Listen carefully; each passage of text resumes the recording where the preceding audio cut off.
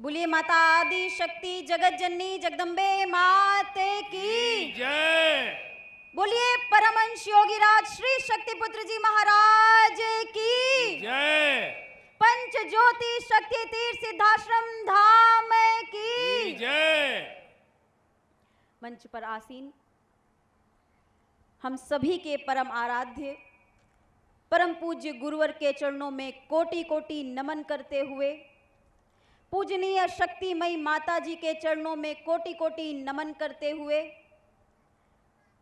अखिल भारतीय कार्यकर्ता बैठक में प्रथम चरण पर यहाँ पर उपस्थित भगवती मानव कल्याण संगठन एवं भारतीय शक्ति चेतना पार्टी के समस्त पदाधिकारीगण, गुरु भाई, गुरु बहने, बच्चे एवं नए माँ के भक्तों को हम सभी केंद्रीय पदाधिकारियों की ओर से जय माता की, जय गुरुवर की।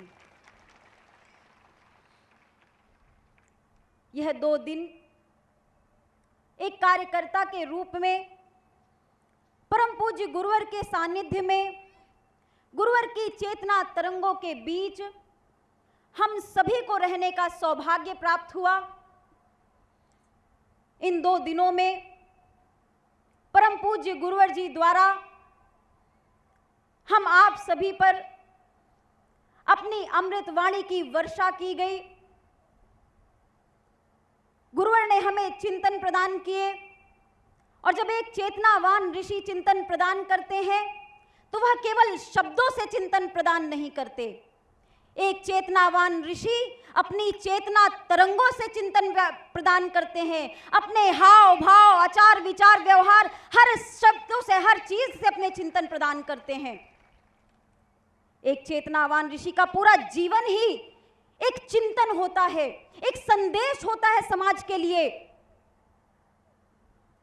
और हम सभी का सौभाग्य है कि गुरुवर के रूप में हमें स्वयं देवाधि देवों के भी पूजनीय परम पूज्य सच्चिदानंद भगवान के रूप में हमें गुरुवर के प्राप्त हुए हैं। यह सोचिए, हमारे जीवन में जाने कितने जन्मों की पूंजी के सौभाग्य हमें प्राप्त हुए हैं। यह साधारण बात नहीं है। और जरा विचार कीजिए, जब हमारे गुरुवर साधारण नहीं है तो गुरुवर के कार्यकर्ता, गुरुवर का शिष्य कभी साधारण नहीं हो सकता। अपनी ऊर्जा, अपनी क्षमता को पहचानने का प्रयास कीजिए। हम साधारण नहीं हो सकते। हमें प्रकृति सत्ता ने चुना है वह कार्य करने के लिए जो आज से पहले ना कभी किया गया है, ना आने वाले समय में कोई कर पाएगा। हमें एक विचारधारा का जीवन जीना है, और एक विचारधारा का जीवन आप तभी जी पाओगे जब विचारधारा के लिए अपना सर्वस्व उस विचारधारा पर समाहित कर दोगे। और सर्वस्व समाहित करने का तात्पर्य यह नहीं कि कुछ खोना है। यहां सर्वस्व समाहित करने का तात्पर्य केवल ऊर्जा, चेतना तरंगे, आध्यात्मिक लाभ प्राप्त करना है। गुरुवर ने कहा कि मैं अपना एक जल भी किसी का अपने ऊपर ऋण नहीं रखता, एक बूंद जल भी ऋण नहीं रखता। अगर गुरुवर के यह शब्द हैं तो कल्पना कीजिए, परिवर्तन का यह जो यज्ञ गुरुवर कर रहे हैं, अगर उसमें हमारी तरफ से एक छोटी सी भी आहुति पड़ गई तो उस ऋण को चुकाने के लिए गुरुवर को क्या क्या आशीर्वाद हमें देने पड़ेंगे। यह जीवन तो संवर ही जाएगा। गुरुवर के चरणों में पल प्रतिपल निवेदन है कि गुरुवर आपका सानिध्य पाकर के हम तो धन्य हो ही गए हैं, मगर अपने चरणों से कभी दूर ना करना। जैसे हमारा जीवन धन्य हुआ है, आने वाली पीढ़ियों का भी जीवन धन्य करते रहना। अपनी ऊर्जा को धर्म योद्धा गुरुवर ने हमें कहा है, और योद्धा का तात्पर्य होता है सदैव तैयार रहना। इस अनीति, अन्याय, अधर्म के खिलाफ अपनी आवाज को सदैव उठाते रहना। अपने जीवन में एक ऐसा परिवर्तन ला करके दिखाना कि देखने वाला व्यक्ति पूछे, अरे भाई किससे दीक्षा प्राप्त किए हो? तुम्हें तो साधु बाबा बनने की आवश्यकता भी नहीं पड़ी और तुमने उस मुक्ति परम धाम की यात्रा को तय किया है। इतिहास गवाह है, इतिहास भरा पड़ा है कि गुरु के आदेश का पालन करने वाला कभी भटक नहीं सकता। हो सकता है हम ग्रंथों से अध्ययन करके वह ज्ञान ना प्राप्त कर सकें, हो सकता है हम भटक जाएं, मगर एक गुरु के दिए हुए ज्ञान पे, और वह भी चेतनावान ऋषि के दिए हुए ज्ञान पे जिसने भी अपने कदम बढ़ाए हैं वह कभी पतन की ओर नहीं गया, उसने मुक्ति पथ प्राप्त किया ही किया है। और इसका सबसे बड़ा उदाहरण हमारी माता शबरी हैं। जब उनके गुरु परम धाम की ओर जाने लगे, रोती रही, बिलखती रही, गुरुवर हमें अपने साथ ले चलो अपने परम धाम। उनके गुरुवर ने कहा कि अभी तुम्हारा समय नहीं है, अभी तुम्हें इस धरती पर रह करके सेवा कार्य करना है। तुम जिस मुक्ति की अपेक्षा कर रही हो उसके लिए तुम्हें कार्य करना है। प्रभु श्री राम आएंगे, तुम्हें उनकी सहायता करनी है, उन्हें मार्ग बताना है, उनके लिए कार्य करना है, और तभी तुम परम मुक्ति को प्राप्त करोगी। उनके गुरु के वह शब्द थे कि भगवान आएंगे एक ना एक दिन तुम्हारे घर, तुम्हें ढूंढते हुए आएंगे। बस उस वाक्य को उन्होंने अपना जीवन का सार बना लिया। सुबह नित्य प्रतिदिन उठ करके स्वागत की तैयारियां करना, पुष्प तोड़ना, रास्ते पर पुष्प बिछाना, दीप जलाना, आरती हवन पूजन की तैयारी करना, और शाम को भगवान के आने तक का, शाम तक, रात्रि तक इंतजार करना, और ना आने पर गुरुवर के उन वचनों को पुनः याद करना कि भगवान एक दिन आएंगे, और अगले दिन प्रातः उसी क्रम को अपनाना।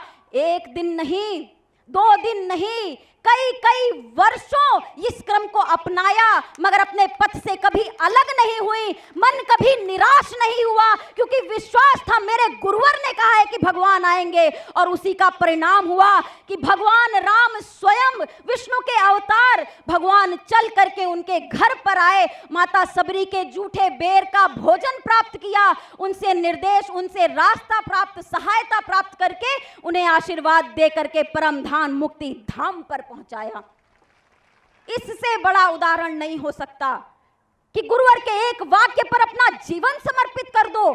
यदि गुरुवर ने कहा है कि भगवती मानव कल्याण संगठन विश्व का एकमात्र ऐसा संगठन बनेगा जो इस धर्म अध्यात्म में मानवता की सेवा की पराकाष्ठा को प्राप्त करेगा, ऐसा कोई दूसरा समाज सेवी संगठन नहीं होगा, तो वह दिन अवश्य आएगा कि जब आप रक्षा कवच डाल करके निकलेंगे तो लोग आप पर विश्वास करेंगे कि यदि मदद चाहिए तो दौड़ करके इस व्यक्ति के पास जाओ, इससे कभी निराश नहीं हो सकोगे। यदि गुरुवर ने कहा है कि लाल किले पर भारतीय शक्ति चेतना पार्टी का कोई प्रतिनिधि ध्वजारोहण करेगा तो वह दिन अवश्य आएगा। उसके लिए वर्षों लग सकते हैं, जीवन लग सकते हैं, मगर हमारे गुरु का वाक्य है कभी झूठा नहीं हो सकता, वह दिन आएगा अवश्य। आवश्यकता है केवल और केवल नित्य प्रतिदिन शबरी की तरह तैयारी करने की, नित्य प्रतिदिन अपने संकल्प को मजबूत करने की, नित्य प्रतिदिन उस क्षेत्र की ओर कार्य करने की। तो आइए आज मिल करके हमारे आराध्य के चरणों में संकल्प लेते हैं, अपने हाथों को उठा करके संकल्प लेते हैं कि गुरुवर नशा मुक्त, मांसाहार मुक्त, चरित्रवान जीवन जीते हुए आपके द्वारा चलाए गए इस परिवर्तन अभियान में, इस परिवर्तन यज्ञ में हम प्रतिदिन अपनी आहुति डालेंगे। छोटी ही सही, गिलहरी प्रयास ही सही, हम करेंगे अवश्य। और जैसे भगवान राम की सेना में सभी ने अपना योगदान दिया था, हम आपके इस धर्म के युद्ध में अपना पूरा जीवन समर्पित करेंगे। इस यात्रा से भटकने का हम कभी प्रयास भी नहीं करेंगे, हम सदैव आगे बढ़ेंगे। आप सभी से यही अपेक्षा है कि यह जो ऊर्जा गुरुवर द्वारा हमें प्राप्त हुई है, हम इसे अपने क्षेत्र में लेकर के जाएं और शांति से ना बैठे, हर अनीति अन्याय धर्म के खिलाफ आवाज उठाएं, लोगों को जागरूक करें, हम उनका सहारा बने जिन्हें वास्तव में सहारे की आवश्यकता है। आज यहां से आप सभी को पद दिए जाएंगे, पदाधिकारी बनाया जाएगा। आप उस संगठन के पदाधिकारी बनोगे, आप उस पार्टी के पदाधिकारी बनोगे जिसको गुरुवर ने कहा है कि यह मेरे हृदय में वास करती है। पदाधिकारी बनने का यह तात्पर्य नहीं कि आपको अधिकार दिया जाएगा। पदाधिकारी बनने का यह तात्पर्य है कि आपको जिम्मेदारी दी जाएगी और उस जिम्मेदारी को कौन कितने अच्छे से निभा सकता है, यह अगले वर्ष आपकी कार्यकर्ता बैठक की समीक्षा बताएगी। तो सदैव तैयार रहना। गुरुवर के चरणों का आशीर्वाद इसी प्रकार से प्राप्त होता रहे। गुरुवर के चरणों में बार बार यही अपेक्षा है, यही निवेदन है कि गुरुवर हमारे इस संकल्प को मजबूती दीजिए और इतना आशीर्वाद दीजिए कि जब हम क्षेत्र में जाएं और धर्म अध्यात्म के लिए एक भी कदम बढ़ाए तो आपकी ऊर्जा चेतना तरंगे हमारे साथ सदैव बराबर बनी रहे। यही आशीर्वाद गुरुवर से हमें चाहिए। इन्हीं सभी शब्दों के साथ परम पूज्य गुरुवर के चरणों में कोटि कोटि नमन करते हुए यहाँ पर उपस्थित अपने समस्त भाइयों बहनों को एक बार पुनः सादर जय माता की, जय गुरुवर की।